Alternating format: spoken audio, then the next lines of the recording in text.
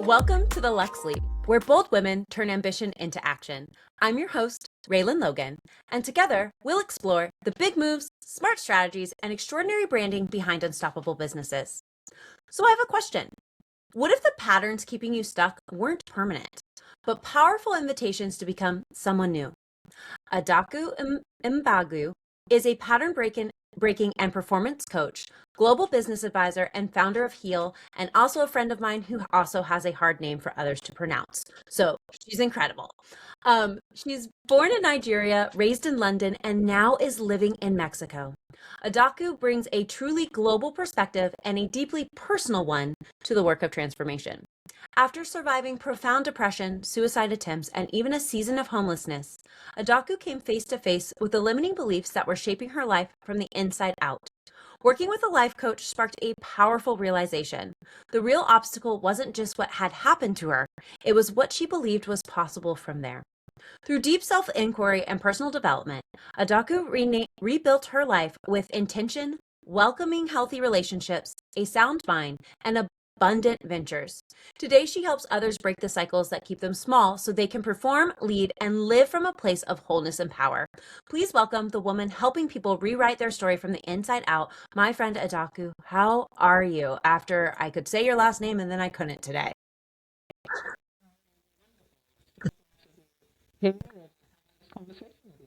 Well, it's going to be amazing. She's somewhere warm. I'm somewhere where it's supposed to be getting warm. So I'm very jealous of the sunshine that she gets on her beautiful face today. But beyond being in Mexico, I'm really curious. I mean, even after hearing your bio and hearing your story and your journey, what inspired your Lux leap into business, that bold move that started you from ordinary to extraordinary? Do you know, as soon as I graduated from university, I always wanted to get into business. And I would say to my uni friends, like, I'm going to be a rich business owner while you guys are going to be poor and struggling working for other people. Hell Um, yeah.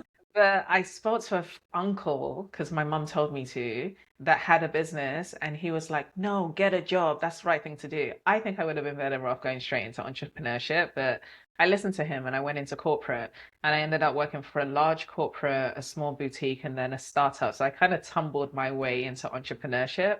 And when I was working at the startup, after a while, the founding partner, even though the deal going into the startup was that if I become partner, you will teach me about the business side of things and I will bring my recruitment experience because they didn't have recruitment.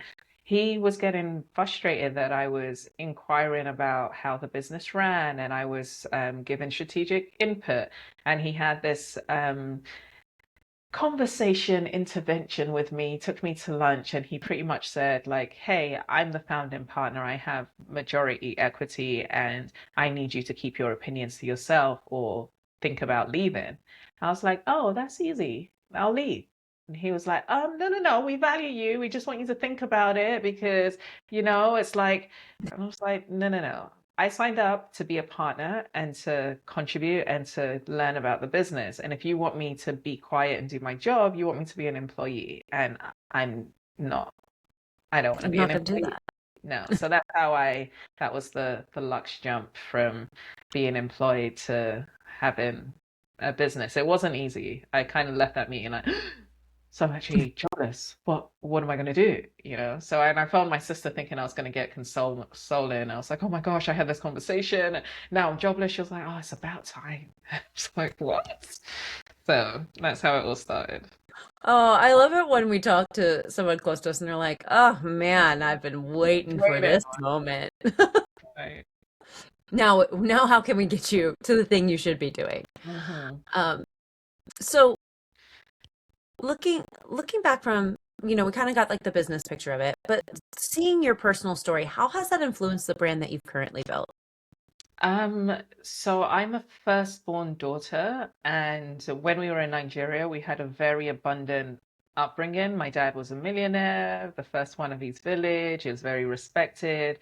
And then when I was about 6, his businesses started to crumble. And because he had traveled the world and knew that my mum was born in the UK, he was like, my biggest fear is if I lose everything, I wouldn't be able to afford to put my kids through school. So I know that if they go to the UK, they'll get access to free education.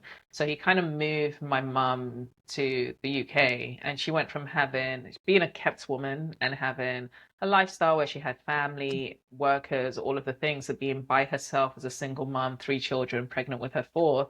And I think that was really hard for her. And she was a teacher, but her qualifications weren't to the UK standards. So she had Yeah. to go to university, but she didn't have support. So she was able to supply teach, and it just shifted our lifestyle. So she would supplement our expenses on credit cards when she didn't have work, and when she had work, she would use her salary. So we got into a lot of debt really quickly, and childhood memories were babies kicking down the door and taking away furniture, all of the things. So we lived in a shell of a house. We had shelter, but we didn't have sofas. There was no Christmases. There was like days without food. There was no electricity for months, no gas for months in cold, grey London. So I kind of took it on myself to become uh, a helper for my mum, and Mm-hmm. essentially a second mum. But when she broke up, she ended up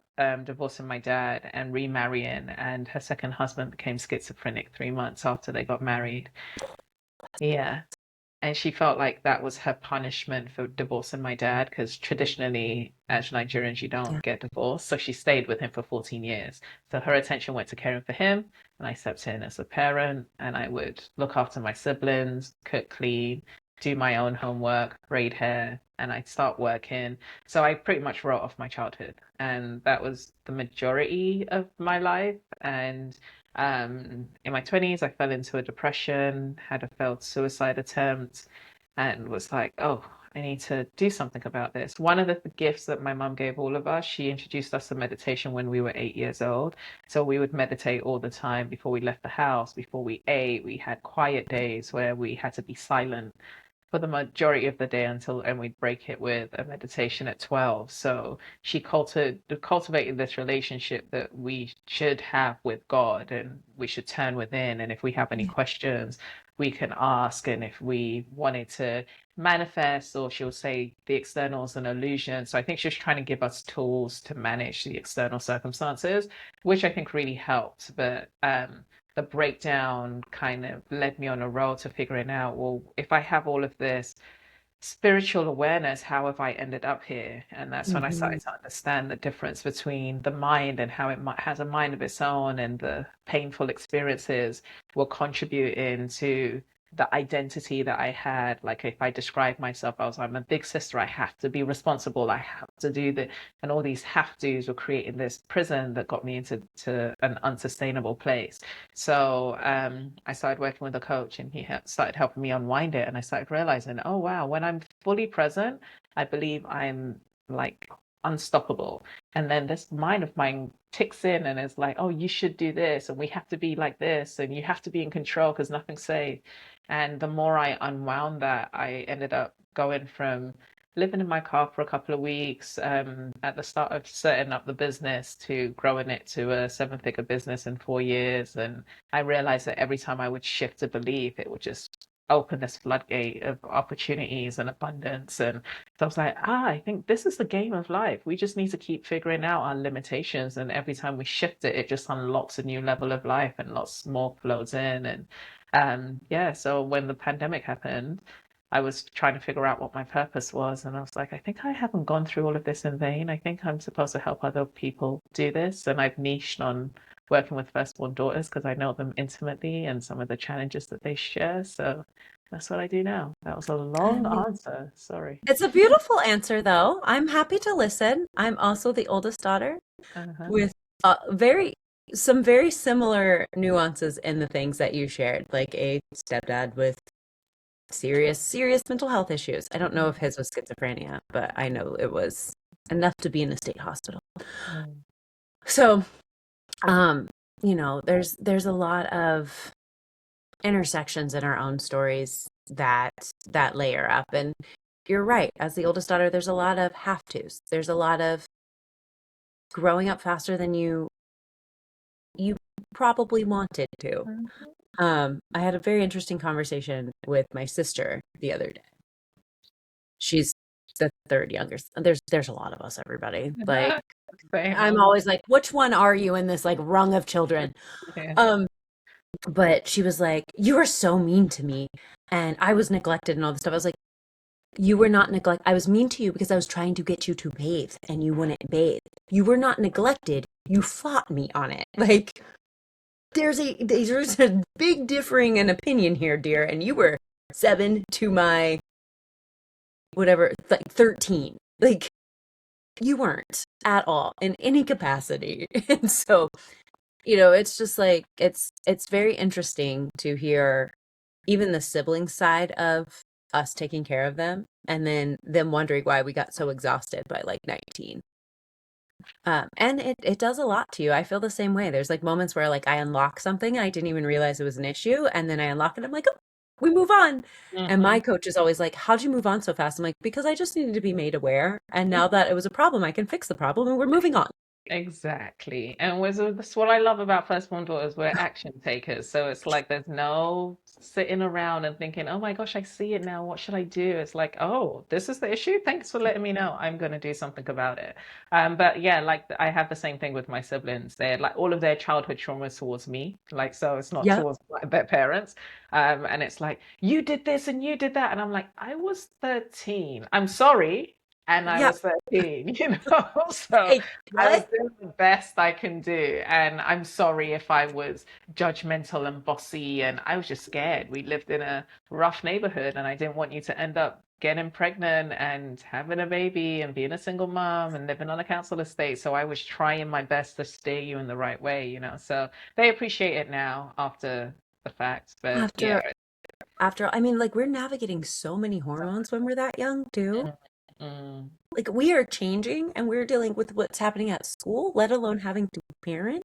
yeah, it's a That's lot. really hard. It's a lot. Yeah. Um, really, really hard.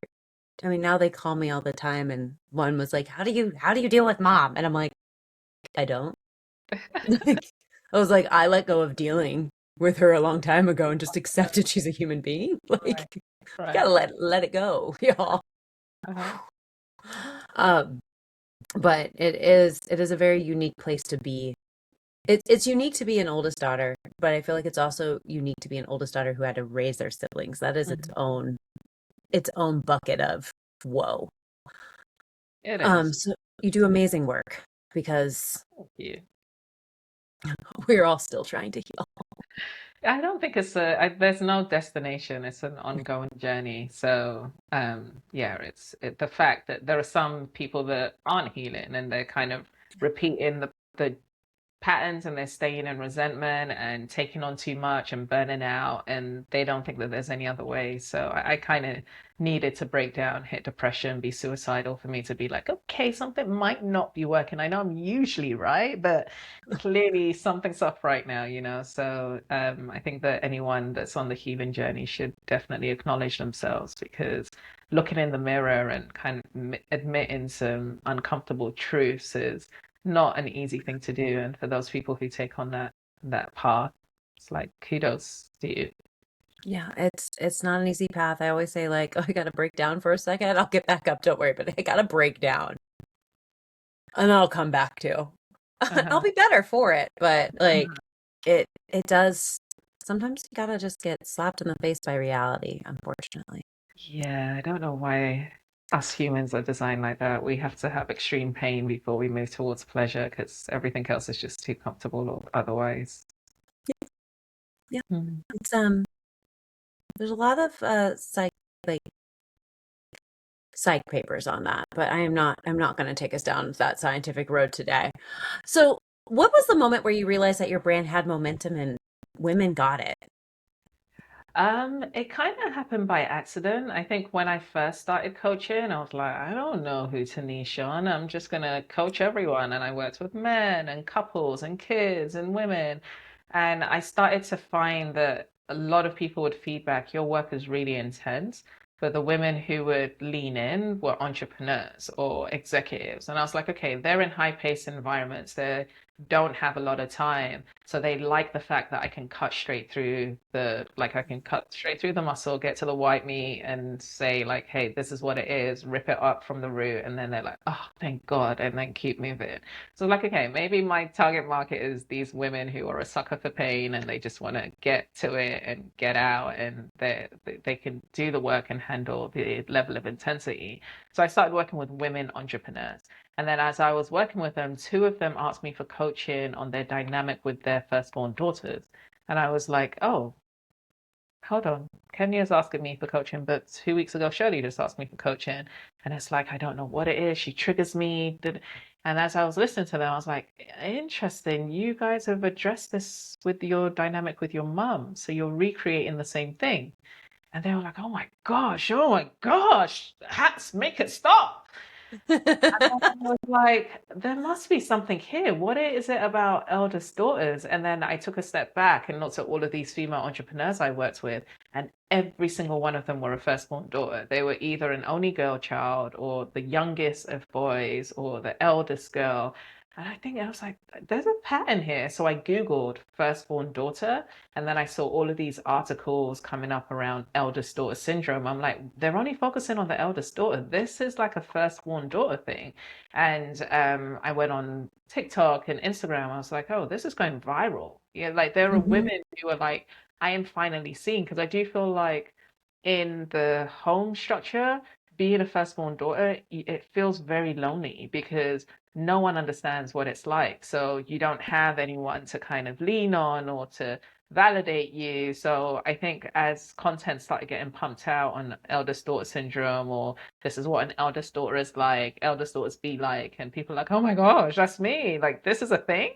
So yeah, there's a movement that's moving on from it. And the ladies that come to me, they usually come to me about their career. Like, I want to grow my business. I'm like, sure, let's look at your traumas. And they're like, what's that got to do with my business? Do you want to work You're with like, me or oh, not? so much.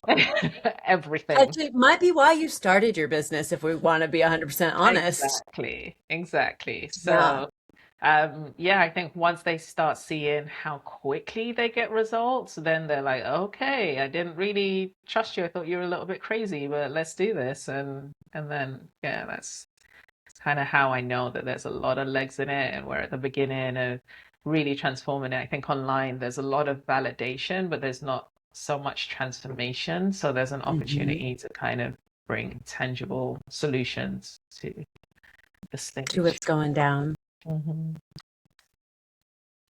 There's some questions that I have in my list of questions where I'm like, some people might really shock me with their answers to this. So I'm curious yours.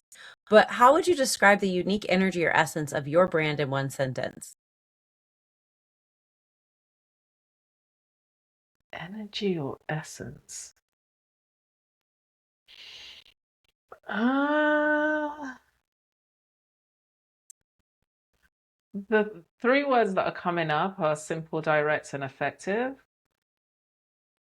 I don't, yeah, You're like, I'm just straight to the point. I don't know what else to tell you, Ray. yeah, like I think if when I look at the testimonials that my clients have written, they're like, oh, she doesn't bullshit. She gets straight to the point. It's just to the root. It's like there's no fluff. And I'm like, okay, I guess that's the essence of the You're brand. like, that's me. You're Yeah, welcome.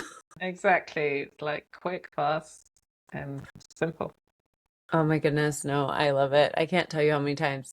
I love that you picked up on the fact that I am just a West Coast girl through and through.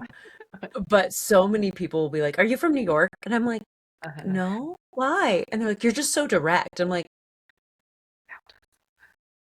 I think it's an eldest daughter and born in April, and I come from a military family. Like I am hit on a trifecta of, I'm sorry, I don't understand. Yeah. Why don't you just want me to say it? Like, To the point. Exactly. I had the thing is like people are triggered by me growing up, and I'm like, what's the problem? They're like, oh, you were so harsh for telling the truth. truth? I was like, huh? So the I I struggle with it to this day. That is probably my thing. I'm like, my coach actually recently told me because I was having one of those things I had on unlock was like this feeling of being fake. And Hmm. I do feel it a lot in like really social situations. And then I feel it when I have to over explain things to folks because I really hate doing it. Hmm. And um, and his thing is like, well, how is being fake actually protecting you? Because like in a way it is protecting you and like you need to be grateful for that ability. And I'm like, okay. So like I thought about where those instances are and then he also came back. He goes, "Ray, do you also understand that people pay big money for people to be as direct as you are? Big money for people to just to tell them the truth." And I was like, "Well, yeah, I know that." Hmm. He goes, "You're at your best when you just tell people what's up, and people will pay you copious amounts of cash for that skill because most people do not have it." And I was like, "Oh." He goes, "And you're never being fake. You're just like protecting yourself in environments where you're not sure people can handle it yet. There's nothing wrong with that." I was like, "All right, well, unlocked, moving on." Now I'm Yeah, just like, "You no, said what I said." to touch upon that, I think a lot of us as humans, we need to feel a sense of belonging. And in order to belong, we have to be liked. And being straight and honest and direct to the point is polarizing because a lot of people like add lots of cushion and are really like delicate with their words. But as an eldest daughter, you kind of feel like you raise yourself. So then you don't, let me talk about myself. I didn't feel like I had that nurture. So it wasn't modeled to me. So I just knew like, what do I want? I need to say it. And this house is chaotic. I don't have time. So just, so the environment kind of trained you into not having the space to add all of the fluff. And then you go out into the world and you're like well intentioned and you're giving away all this love and care. And people are like, whoa, you You're are mean. oh my gosh, I care about people, so there was a time where I would tell people that I don't know whether I'm introverted by nature or whether the nurture of the effect I was having on people was like, okay, well, let me just keep myself away from people and just kind of ration my time because eventually I'm going to say something that's going to trigger them. Now I'm more of the fact of I'm just showing up because I just want to be free and whoever love and people who love me, it's like I have a Love huge you. network of people that are just like, oh, this is a breath of fresh air. And I was like, oh, I just needed to just be like this consistently and just not pay mind. But the human brain is designed to kind of want to fit in, so you don't want to It's feel. designed that is a safety net because, before we were as we are today, um, we were in like very tight communities, like very, very tight communities, much hunter gatherer. And if you were not like the party, you were ostracized and you would die. Right, exactly. Um, Sorry everybody if that was a little graphic, but No, it's the saber-tooth truth. tigers, it is what it is, right? It Like you would die if you Yeah. didn't have that community. Um, and so but within those communities too that we don't talk about, there was always somebody who was like us. Mm-hmm. They were just the one leading everybody. Mm-hmm. And so we hold that. There was I don't think it was the Mayans, but it was a very similar culture. But I don't think it was the Mayans. I think it was like one of those offshoots that was very small. Mm-hmm. They were ran by women, but they were ran by women who didn't have children. Mm-hmm. So like whoever was the chiefess in that situation, she was always a an older woman who never had kids, Mm-hmm. and that was how their communities were like taken care of and handled before the conquistadors came over. And well, colonization was not just left to England, everybody. Mm-hmm. And now that everybody's gone through a psych and history lesson, next question. I think it's useful. It's so It is, relevant. it's good to know. Why do we think the way we do? Why do we behave the way that we do? Um, and it is environment, it is nurture. There are certain elements, and me and you bloomed the way we needed to out of survival, but that's how everybody does. Like even if you feel safe, like you're still surviving in some capacity, and Mm-hmm. like it shapes your worldview. Mm-hmm. So, it's all very intriguing to me. Some days I think I might go back to school and keep studying psych because I love it. Don't even necessarily need a degree. I think I just need to be in that space. I mean, I don't have one, and I love like that I get to get paid to do this. It's like it never gets old. It's Discovering why people do what they do. Yeah. Thank you. It's so Mhm. much fun. It Hmm. really is. Hmm. But on the idea of decisions and strategy, Hmm. um, what decision or strategy has most contributed to the growth that you've had in the past 12 months? So I was really intentional because when I had my recruitment business, I went full force, like I'm gonna do what it takes to grow it. I was working all-nighters, all hours of the Mhm. day. And it didn't really put me in my feminine. It kind of made me really tough.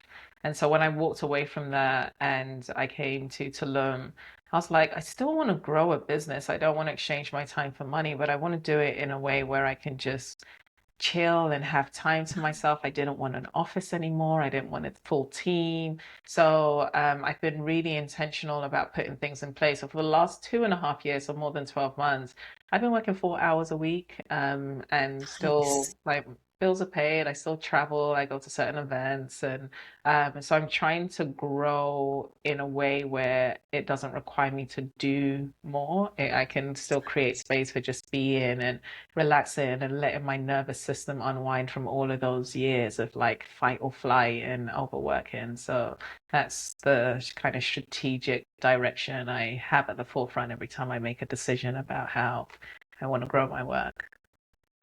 I love that. And I think one of the patterns that keeps showing up on this show is how many of us are like, I only work X amount of hours and I refuse to work more than that. And it Mm-hmm. doesn't stop our bank accounts from growing if we want it to grow, and it doesn't stop us from like living a full life. Hmm.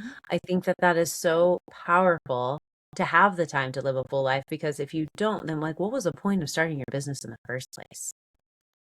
Yeah, I think a lot of people are like, oh, I want to start a business because I want to work on my own volition and I want to do what I want, where I want. And then you start the business and you're like, oh, I have to do everything.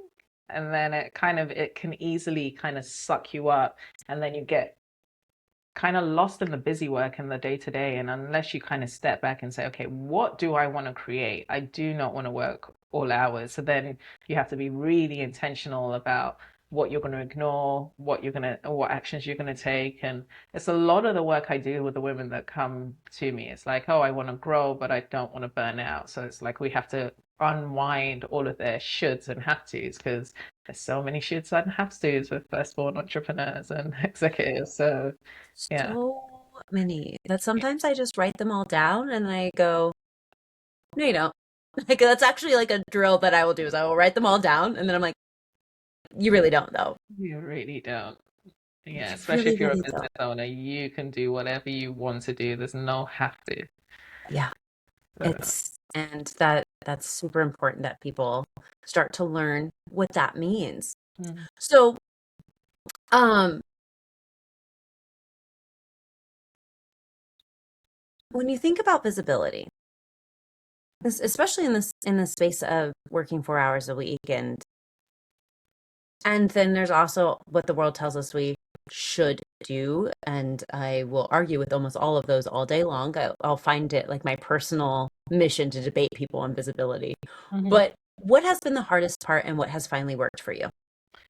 Huh. So I don't think I have figured it out. So the honest answer is that I don't know if I figured out what works. But so my word for this year, every year instead of a New Year's resolution, I pick a word to live into and then I try to apply in every area of my life. And the word this year is visibility. So I need to stop being a hermit, get out with my friends, create opportunities to network, to get online, social media, still work in progress. So the way that I'm doing that is to have conversations like this, get my assistant to chop it up and kind of use those clips as a way to promote. I've been featured on Essence so far this year. I'm trying to get kind of Nice. more visibility and credibility through writing and posts. I'm speaking on the Mind Valley stage in Tallinn Beautiful. this week. So I'm being very selective of where are the people I can collaborate with that already have reach and visibility, and therefore I can kind of try Yeah. to launch myself off their existing stages. I would like to also build it from scratch, but I need to figure how I can do that without it being draining and yeah, so It is more beneficial to do it from other folks' stages than Hmm. it is to build it from scratch. Hmm. I don't necessarily feel like you need social media unless you want to be on social media, um, regardless of whatever in the hell is being toted to all of us on the internet. Hmm. I always tell people, yes, I am on social media everywhere. That is true. I also don't do most of my social media. Like it is my words. I do write everything, but don't I don't do the posting. Like I have somebody do that for me. Otherwise I would be in a hamster wheel constantly. Doesn't bring in most of my money. And I will say that from a mountaintop. It is there so my ideas live somewhere on the internet, but it is not um the thing that's bringing in dollar bills, y'all. That's relationships. And so like I think visibility, we almost need to change the narrative on doing the things that you're doing, building community. You were taking all the right steps. So, Hmm. um, and you've gotten great moments already. Like, um, Essence is huge. The Mind Valley stage is also huge. So those things are incredible. And I mean, every year for the past few years, I write like three things to guide. I call it like my North Star for the year. And I had Hmm. written visibility for years as number Hmm. two. It was always number two. It was never number one, but it was always number two. I don't know why.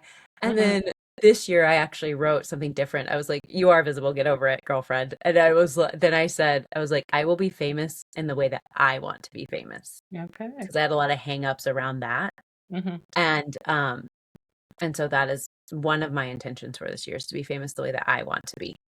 So, I don't want to be stopped at the grocery store. Not that I'm going to be stopped. If I hit a point where I'm stopped at the grocery store, I'm going to call you. You've gone And too I'm far. like, you're not going to believe what happened. Oh no, I shouldn't have written visibility. It's like, I manifested that one. Yeah. Um, but I think visibility to a certain degree, especially as an eldest daughter, is kind of hard. I think It it's is for me, and I think that's scary. why I want to break through it because I know that there's something about me that doesn't, is so used to not being seen that it feels really scary. And then on top of that, the whole directness and then people's reaction. It's one thing when someone reacts when you're one to one, and this social media plane where everyone's so sensitive. Like I make one post and if everyone reacts, then it's like, oh my gosh, these people don't even know me. How do I have it? But it's like if I'm more committed to the cause, I need to get over that and be like, I don't need to be liked by everyone. And I guess I'm doing it in a small way where I'm just like just being myself fully and it's polarizing people and my people are gravitating to me. So it's like, okay, now that you've gotten comfortable with that, take it on the big stage. So yeah, I think it will be good for my growth to overcome that in some way. My last business, my recruitment business, it got to seven figures through recommendation and referral, and my business has grown to this point through recommendation and referral. So I know it's possible to do it without social media, and I feel like because social media is so integral now, I'm noticing a lot of people, even if they're referred to me, they're like, oh, can you send me something so I can check her out? So they want to be able to engage with some form of content to be like, oh yeah, this resonates, let me book a call. So I think just from a place of building trust, people kind of need to be able You to need it. see you now. So yeah, I that I get it. I mean, that's why it's there. exactly. Fun Yeah. story about that. The reason I would not post on social media before I got help was Mm-hmm. because I have a lot of weird limiting beliefs around this face. It's this beautiful, gorgeous face. Mm-hmm. And all the mean things that people have to say about pretty people. And so I was just so scared that I hired a company that would post my social media, take my photos, and choose my photos. And now I write and I don't look at the photos and I just let it go Yeah, okay. because it still exists in here. So Yeah, I'm just like, that's fine. well, you need to And see my face, and they have no feelings about my face. So here we go. I do. you Um, found a middle ground. So yeah. yeah, it is hard. It's very exposing to put yourself out there. A lot of people do it, and I'm like, Oh, maybe public speaking isn't like the second biggest fear anymore because everyone, but maybe they're not putting their authentic selves out there. So that this probably is a whole tangent that we can go on with social Because media. do you like how we're both trying to hyper analyze what they're doing to avoid having to Exactly. do it ourselves? Right. Um, and in case you guys ever want to know what internally happens in an eldest daughter's brain, that's how it goes down. It goes, well, maybe they're not being their full selves, and then you just like take down the spiral, and then you go, so it's great that I'm not there because I'm not fake. All right, great, bye. Exactly. Oh man. Oh my goodness. Well, just a few more things, and this is one of my favorite questions I have to ask everybody because I think it's very telling about where we start to where we are today. But how do you define success for your brand today, and how has it evolved since you began?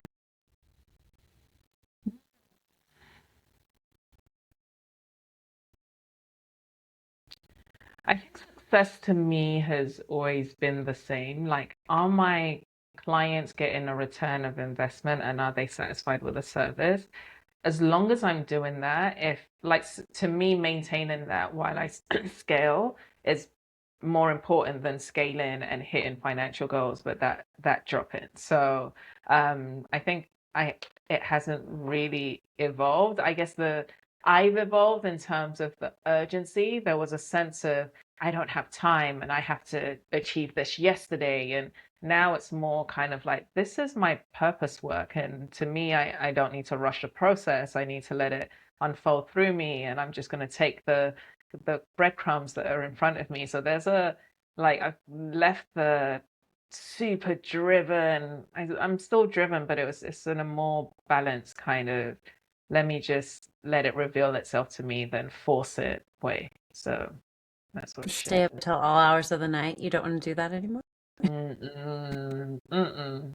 No, I want to have my slow mornings. I don't start working till 11, 12 o'clock, and sometimes I work till 4.